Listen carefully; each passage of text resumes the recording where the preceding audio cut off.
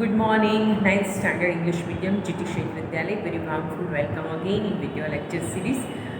Okay guys, today we start Hindi subject lesson number 6, मेरी बीमारी श्यामा ने ली, written by हरिवंश राय बच्चन. हरिवंश राय बच्चन उनको हिंदी साहित्य में कोई ऐसा नहीं होगा जो उनको नहीं जानता होगा.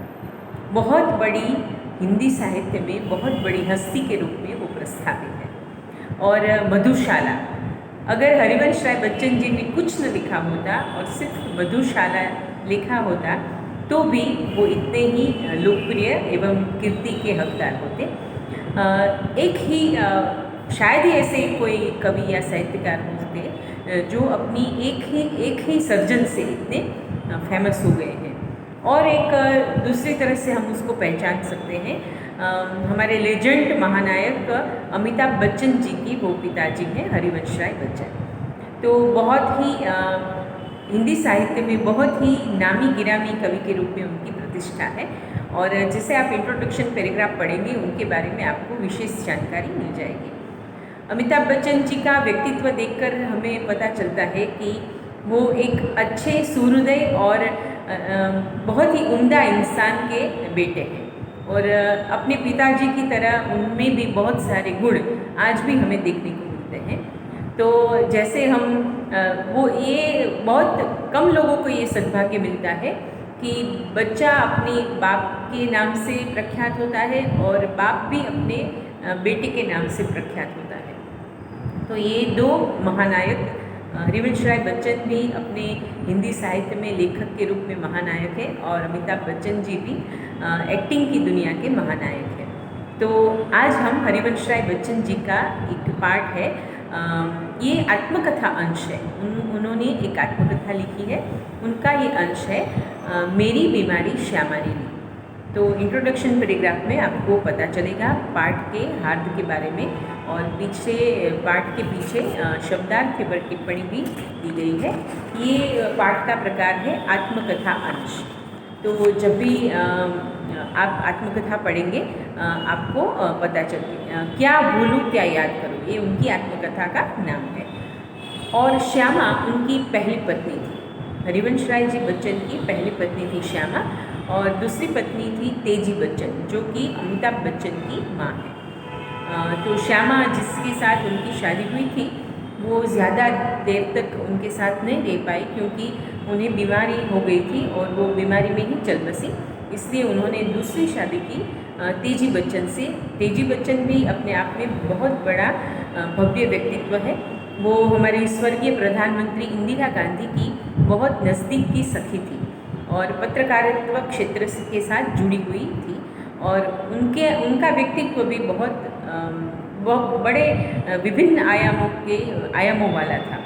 तो ऑब्वियसली इतने भव्य माता पिता जिनके हैं उनका बच्चा तो वाकई इतना सबसे अलग निराला और इतनी सारी विविधतापूर्ण मौलिकता वाला होगा. ये तो स्वाभाविक है कि जिसके मम्मी पापा इतने नामी गिरामी व्यक्ति है, पर्सनालिटी है, तो उनके बच्चे पर इनका प्रभाव अवश्य दिखता है. तो अमिताभ बच्चन के माता पिता इतने गुणी हैं, इतने प्रतिभाशाली हैं. पिता हरिवंश राय बच्चन और माँ तेजी बच्चन, और तेजी बच्चन का पुत्र है अमिताभ बच्चन.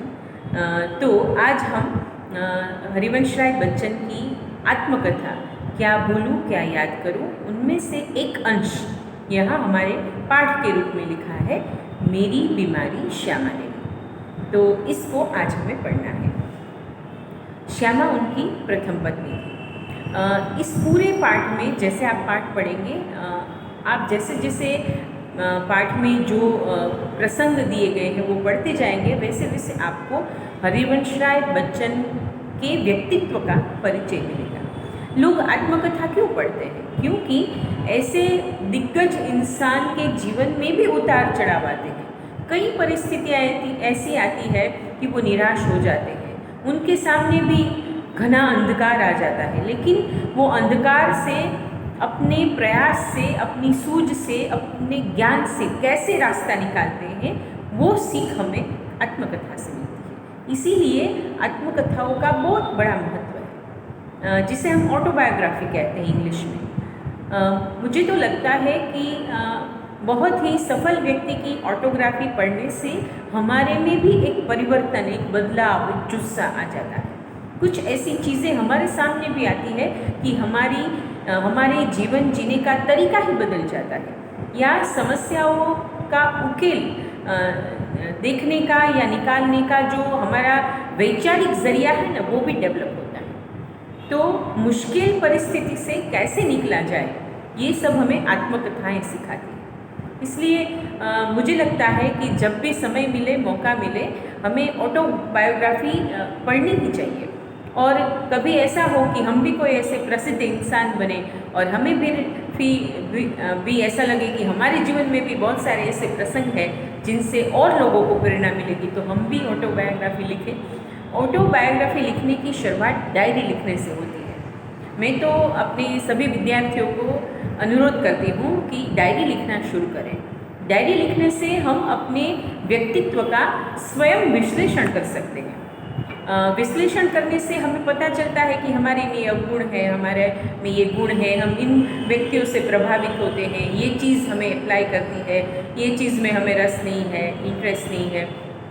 तो ऐसे पूरे जीवन काल में, अभी तो आप बहुत छोटे हैं, आपके पास ज़्यादा एक्सपीरियंस नहीं है, आपके पास अभी इतना नॉलेज भी नहीं होता, क्योंकि अभी तो आप विषय से अवगत हो रहे हैं, विषय पढ़ रहे हैं। लेकिन धीरे धीरे जैसे आप बड़े होते जाएंगे, आप में ज्ञान आता जाएगा, आपको जीवन का अनुभव होने लगेगा, तब आपके मन में बहुत सारे सवाल या बहुत सारी विचार प्रक्रिया चलेगी।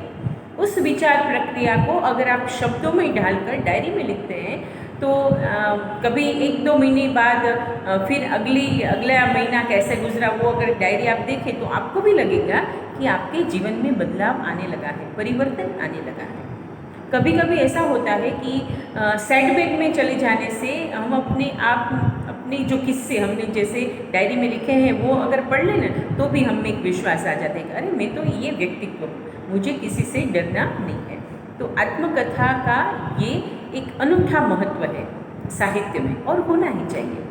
तो जैसे मैं आज आपको गांधी जी के आत्मकथा सत्यना प्रयोगों, फिर हमारे पूर्व राष्ट्रपति लेट APJ अब्दुल कलाम अगनपंख उनकी आत्मकथा है, उसका गुजराती अनुवाद भी हुआ है। तो ऐसी आत्मकथाएं हमें पढ़नी चाहिए। इससे हमें जीवन में संघर्ष में से कैसे बाहर निकला जाए, या जीवन को नए आयाम से कैसे देखना है, वो मालूम होता है। अभी जैसे जैसे आप ये पाठ पढ़ेंगे ना, आपको लगेगा कि अरे हरिवंश राय बच्चन हिंदी के एक टीचर के रूप में उन्होंने अपनी ज़िंदगी की शुरुआत की थी, और फिर पाठ के परिचय में है वो कहाँ तक पहुँचे। तो तरक्की ऑब्वियसली एक स्टेप से ही होती है, अचानक नहीं हो जाती। अगर किसी इंसान को आगे बढ़ना है तो स्टेप बाय स्टेप उसे आगे बढ़ना पड़ता है।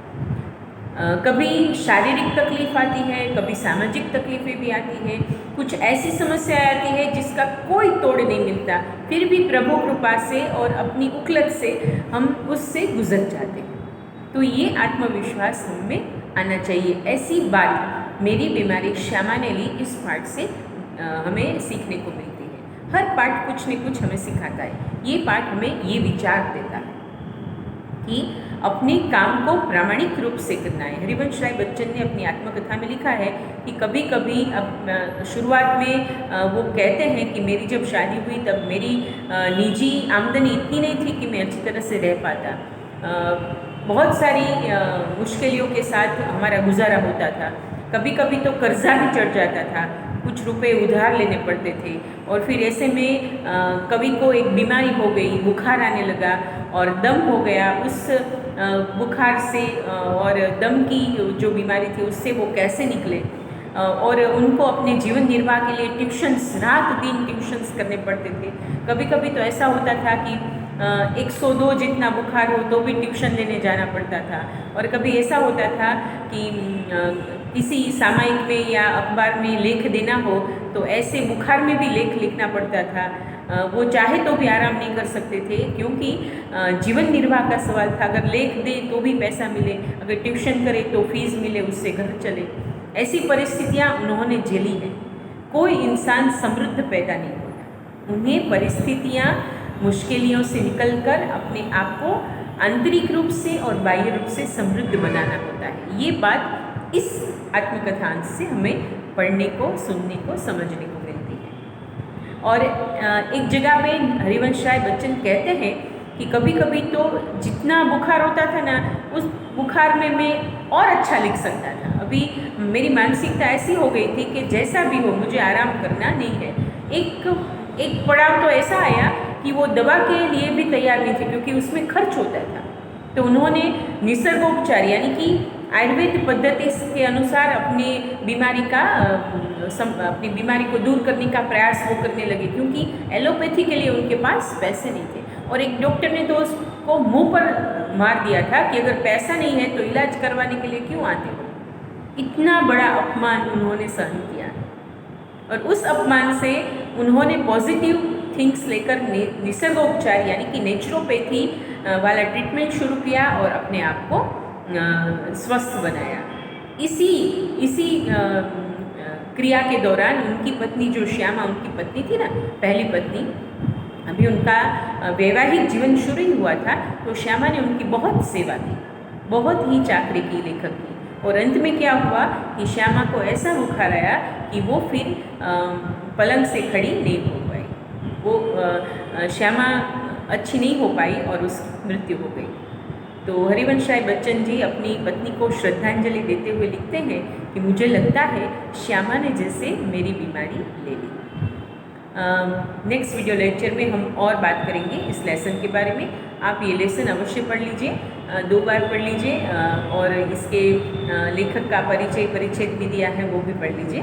और बाद में हम इनके बारे में नेक्स्ट वीडियो लेक्चर में डिटेल में बात करेंगे। तब तक के लिए अपने आप को सुरक्षित रखें, अपने आप को प्रोत्साहित रखें, आत्मविश्वास रखें और सब अच्छा हो जाएगा।